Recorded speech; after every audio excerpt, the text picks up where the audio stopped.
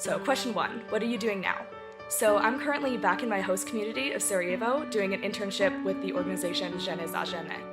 Question 2, how did your Yes Abroad experience help lead you to where you are now? I think living in a country that has different institutions and practices made me really interested in the way institutions impact our lives, which is what got me interested in public policy. Question 3, what are your plans for the next year?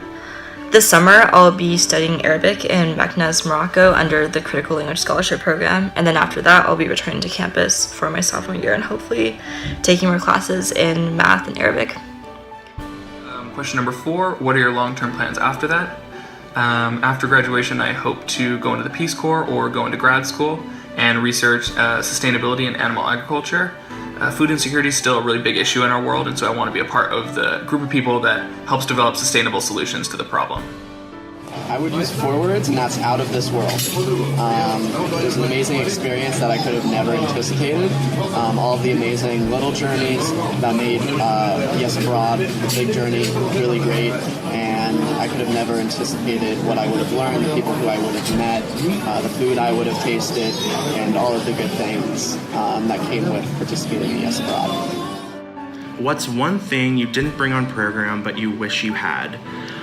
Something I wish I'd brought are like little trinkets or gifts from America. They could have been like little American flag pins or buttons or something. Especially in Thailand, it's a very gift-giving culture. It's a way of showing that you care about someone, you were thinking about them.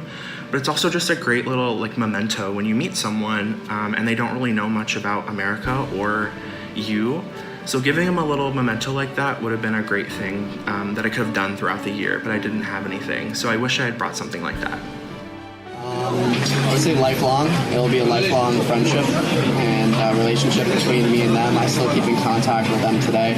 While I was here in Macedonia for the time, I saw both of my host siblings and host parents. It was an amazing experience, still today. What is your favorite word in the language that is spoken in your Yes Abroad country?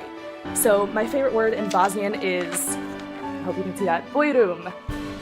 So bujrum means something like you're welcome here or make yourself at home, and I think that just speaks to the value of hospitality in Bosnian culture. What is your proudest moment since coming home? So I turned 20 2 months ago, and around that time I was reflecting a lot on what my teens meant to me now that they're over, and I realized that the person I was when I was 13 would be really proud of the person I am now and also really look up to her. And so it was a cool moment to realize that I could look up to the person I did and just all the things I'd accomplished since becoming a teenager 7 years ago. What is a smell or sound that you miss from your host country? For me, I really miss the call to prayer or the adhan. My host father was imam, and so hearing him do the call to prayer every night was just literally music to my ears. What is something you started doing on Yes Abroad that you still do now? Journaling. I'm so glad I did that during my Yes Abroad experience. It's really cool to look back on, and it's something I still do today in my daily life. What was a challenge you overcame during your time on Yes Abroad? As many Yes Abroaders can probably relate to this too, the language barrier was a really hard thing when I first arrived, and I really only knew how to say hello, thank you, and I could count from 1 to 6 in Turkish. But I started school at a Turkish public high school, and all my classes were in Turkish, and so it was really hard at first, not understanding anything that was going on. But I really found learning Turkish language to be the most rewarding thing. As you know, my friends and my host family would come up to me and say, "You've learned so much, you've gained so much vocabulary, like it's really been incredible." And so I've really felt that learning Turkish was one of the most rewarding things from exchange. What piece of advice would you have for your former self on program in your host country? One piece of advice I would say is go for it. Don't hesitate. Go for it. Anything your family gives you to eat it. Any adventure your friends want to go on, go for it, because your time is limited and you never know when you'll be back. What's one life lesson you took away from Yes Abroad?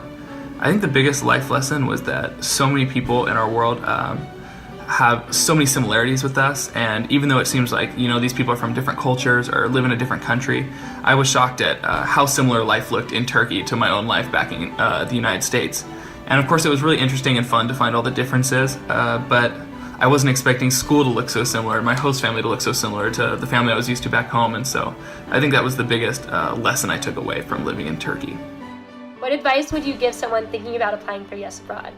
I would tell somebody thinking about applying to read student blogs and follow Yes on social media, but also to keep in mind that everybody's Yes Abroad experience is different, and that Yes Abroad is really what you make it.